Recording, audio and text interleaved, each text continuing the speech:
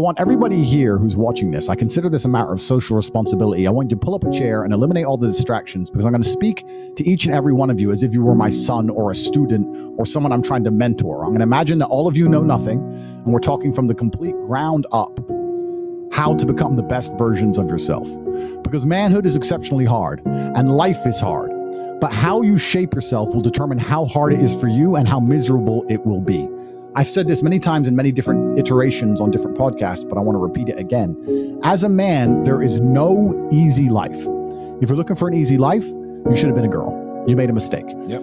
Your life is not about being easy. Your life is not about being happy. Your life is always going to be difficult. All of the pain you feel, all of the sadness you feel, you're supposed to feel as a man, and you have two effective binary choices. You either go through the suffering and go through the trauma and go through the hardship it takes to be a man of value, or you suffer eternity as a nobody. And being invisible, I would argue, is almost worse. You can have a very stress-free life if you work in Starbucks. You don't care about the Starbucks once you clock off. You're not at work at the time. You go home, you play video games, and you exist until you die. That's stress-free, but you have to suffer being a nobody. Alternatively, you can go out there into the world, try and implement your mark on the world, work hard, try to get rich, more money, more problems. You can try and start a business, the stress of that. You can lose your girlfriend because all you're doing is working. This is a new level of stress, a new level of trauma, but at least you'll be a somebody at the end of it. There's two ways to suffer. You either suffer to become a somebody, or you suffer as a perpetual and forever nobody. What did Napoleon say? He said, glory is fleeting, but obscurity is forever. Absolutely. Glory is fleeting, but obscurity is forever. And when he says fleeting, that's a really good point, because everything in life is rented, especially your glory as a man. When you have a good body, it is not a good body as complete. It's not finished. You haven't completed the task. You have rented that good physical condition. You must train every day to retain it. So everything is rented. Your body, you don't just get a good body and you're done. You still have to go to the gym every day to maintain that good body. You don't just get a hot girl and it's done. You still have to work hard for her to always love you and respect you. You don't just start a business and now you're rich. No, you have to start a business and work on that business every day. If you take your eye off the business, it will fail.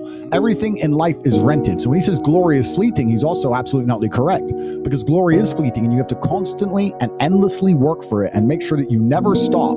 Otherwise, it will be taken from you. But obscurity is forever. If you never make a mark on the world, then you effectively never existed. Yeah. And when you're gone, nobody will care. The reason our Father is discussed at length is because of who me and Tristan are. And the reason we will be discussed forever is because of who our sons will become. And that's very important, because you have a duty to your ancestors and you have a duty to God. So you must make a choice.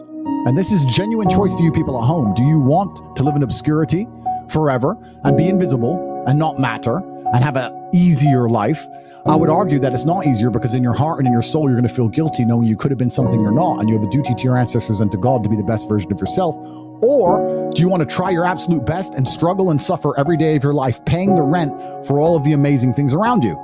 We pay endless rent. We pay rent for our bodies. We pay rent for our relationships. We pay rent to keep our kids. We pay rent to keep our business. We pay rent to keep our freedom. Every single day is work to pay the rent. It's absolutely never ending, and you have to make that choice. So if you have a pen and paper in front of you, you need to decide, do you want to be invisible with a lower rent bill, or do you want to be important and work hard and suffer to make sure that the rent is paid? It's a choice you must make, and it's binary, and you must be extremely dedicated towards the decision you finally make.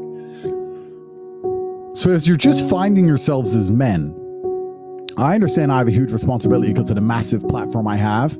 There's no doubt about it. I am the largest influencer in this space. I'm perhaps one of, if not the largest influencer on the planet today. And I have a massive responsibility to try my best to improve the world and teach people important things. And it's very difficult, as most of you men are just finding yourselves, trying to figure out what and who you should be in a culture with little to no proper guidance.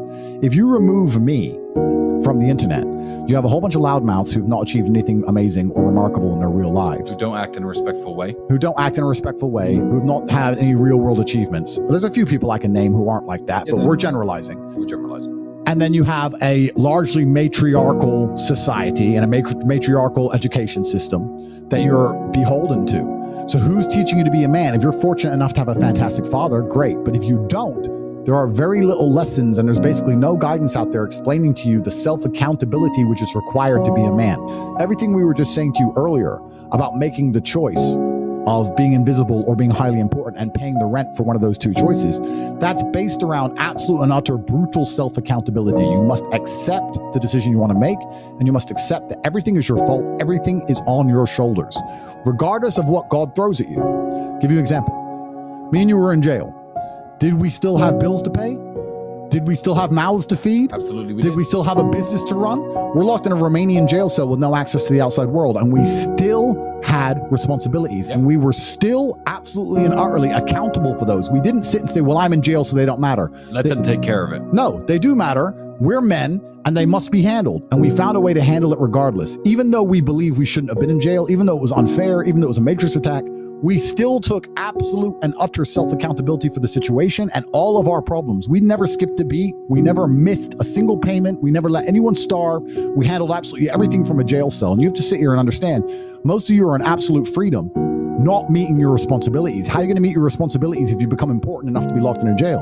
How are you going to meet your responsibilities when you're heartbroken? How are you going to meet your responsibilities if you lose all your money? And we're not talking just about our immediate family in a selfish way. I'm talking about my employees. I have over 300 plus employees, security guards who rely on their salary that they get from our company to feed their families, and that's their job. It's not their fault I was locked in jail. I'm the man who hired them. I have a responsibility to make sure everyone's salaries are paid, to make sure everyone's family is fine. There's a massive triangle, a massive pyramid built underneath men like us, of people who need to eat, and people who do us a service, and people who need their money in exchange. I couldn't just say, you know what, I'm in jail. They'll understand. What would I expect these people to do? You know, this is their job. They work for me, and it's my responsibility to make sure everyone's getting their paycheck, even if I'm locked away, which is scary, because how would you accomplish the same thing? Imagine you have 3 months. You have 45 minutes on the phone 3 times a week. That's all you get for 3 months. Would you be able to make sure that everybody you care about and everybody who depends on you and all the people who depend on you from a business perspective, all the people who work with you, work for you, are fed, provided for, getting their salary, getting their paycheck? Could you do that? If not, keep working. Absolutely. Because we pulled it off. Absolutely. Just about. Just about, my friend. We got it done. And we're preparing ourselves for anything else that might happen in the future to make sure we can always get it done.